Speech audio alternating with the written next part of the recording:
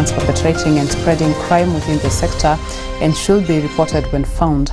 Speaking in town, Kagwe said it has been discovered that coffee hawking is even taking place in clubs where the traders drink alcohol while selling the coffee.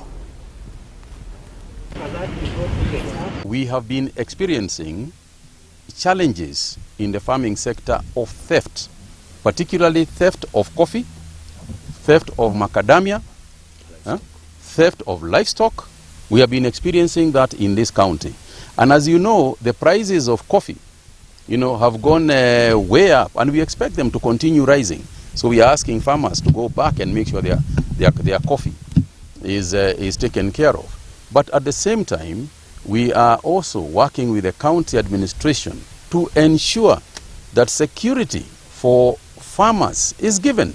Because some of the ways that even the thieves are operating is beyond understanding.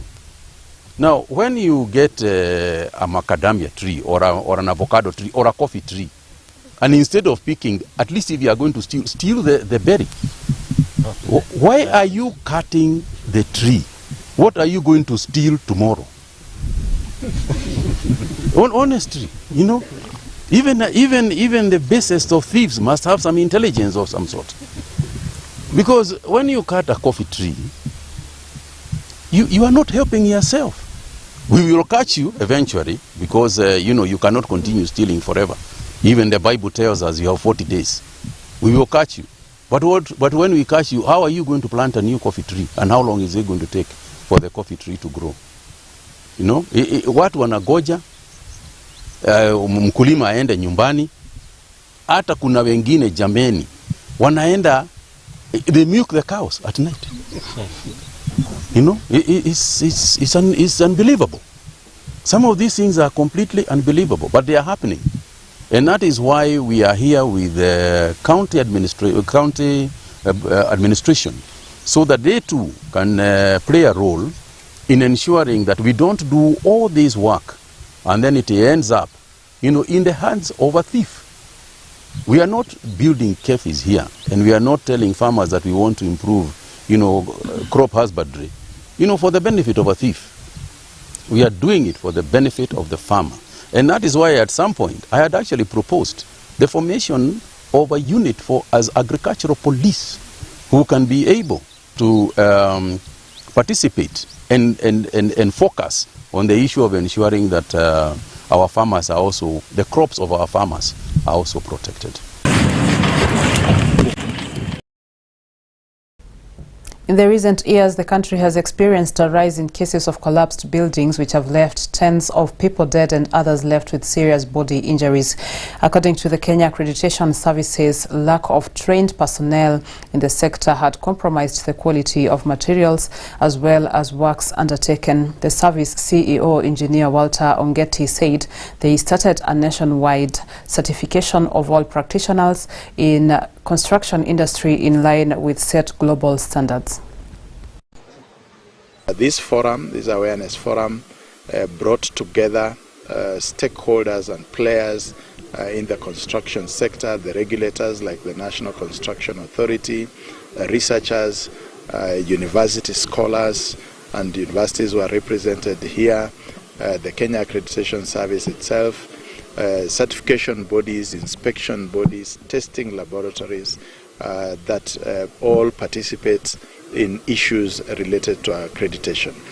This forum was very, very important because then we were able to bring out and demystify how accreditation can be used to be able to strengthen the construction sector, to have buildings that have integrity, to enhance quality of our roads, and also to ensure that all the officers, all the workers in the construction sector can actually be certified, and that certification can be accepted globally so that we improve the quality in that particular sector. We have had scenarios where quality of material that are used in the construction sector are compromised.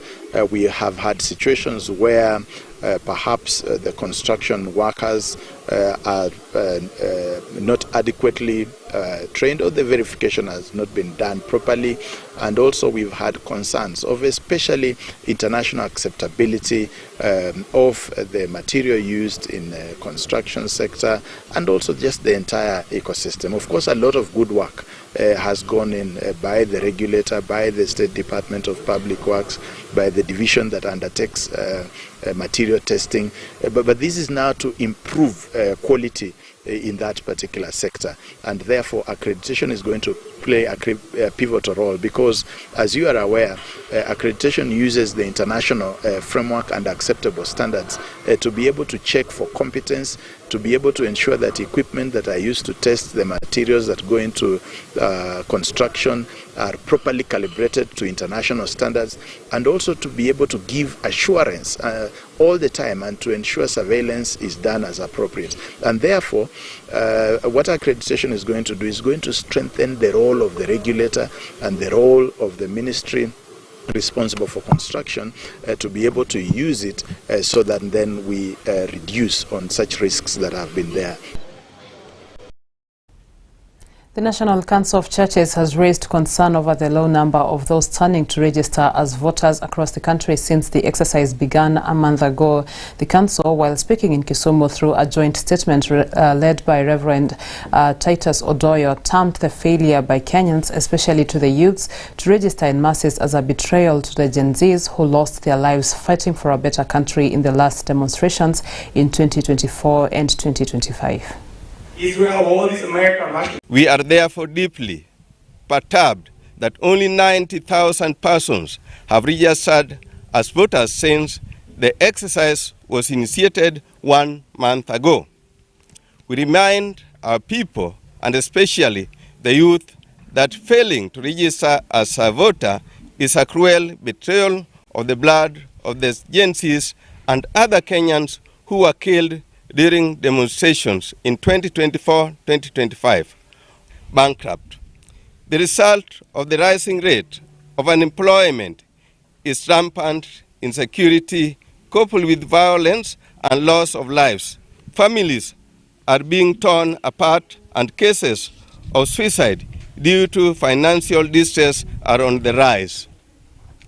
We call upon the country and national governments to speedily reverse the intensive and draconian laws and policies that are suffocating the business environment in Kenya. That brings us to the end of our 4 p.m. briefs. Many thanks for staying with us. I'll see you again at 9 p.m. My name is Daisy Paul, and for now, I'm wishing you a good evening.